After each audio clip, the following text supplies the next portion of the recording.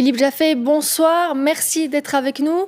Vous êtes psychologue, vous êtes aussi membre du comité des droits de l'enfant à l'ONU. On voit en Suisse commander ces poupées, ce n'est pas illégal en soi. Est-ce que, selon vous, la Suisse devrait peut-être être plus sévère et peut-être, on voit en France des mesures plus strictes? Oui, je pense que la Suisse devrait réagir. Elle devrait le faire à l'instar de nombreux pays déjà qui ont interdit l'importation, la diffusion de ces poupées qui sont devenues, et on n'arrête malheureusement pas le progrès, extrêmement fidèles par rapport à un enfant réel. Et l'Australie les a interdits, l'Allemagne, le Danemark, l'Angleterre, des fois avec des lois explicites et des fois sous couvert des lois existantes. Donc la Suisse, à mon avis, devrait situer le curseur au cœur de la protection de l'enfance et moins sur la question du commerce ou du droit de vendre ces objets ou de les acquérir. Justement, au-delà du cas de cette poupée précisément, cette polémique, elle questionne aussi les pratiques commerciales de ces géants chinois du commerce en ligne. Ça représente un réel nouveau danger pour les droits de l'enfant, selon vous? Absolument. Je pense qu'on voit souvent dans ces grandes entreprises des ventes d'objets et pas simplement qui sont à la lisière de ce qui est acceptable au niveau de nos normes, de nos valeurs, de la protection de l'enfance.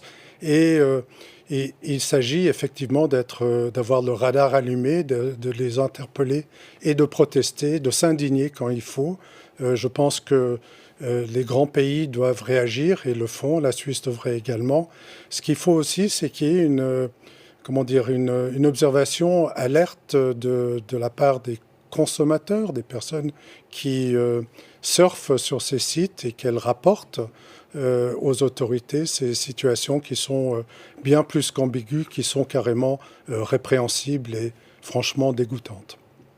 Vous dites que la Suisse devrait en faire plus. Pour vous, quel serait le moyen de lutte peut-être efficace justement contre ces nouvelles menaces, on peut dire, par exemple, on le voit avec ces plateformes de commerce en ligne? Alors je pense que la protection de l'enfance contre les abus sexuels dans leur ensemble doivent faire l'objet d'une rénovation active et complète. On n'est plus déjà en Suisse, il y a déjà beaucoup trop d'enfants qui sont abusés sexuellement au sein de leur famille par des personnes qui habitent en Suisse. Mais en plus, on voit des nouvelles formes de maltraitance sexuelle qui apparaissent. Je dirais que ces poupées sont sans vouloir minimiser leur danger, c'est presque anecdotique. On voit sur de l'intelligence artificielle qui reproduit des scènes mettant les enfants en scène, justement. On voit aussi dans le darknet toutes sortes de choses qui se passent avec des enfants réels. Et les consommateurs sont en Suisse, bien au chaud, sans être inquiétés. Donc il y a tout un travail de rénovation à faire. Il existe déjà quelques outils. La Suisse a ratifié une convention, un ajout à la Convention des droits de l'enfant sur la vente d'enfants, la prostitution des enfants et la pornographie mettant en scène des enfants.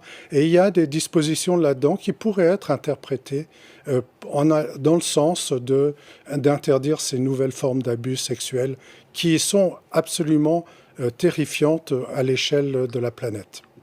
Philippe Jaffé, merci beaucoup d'avoir pris quelques minutes pour être en direct avec nous.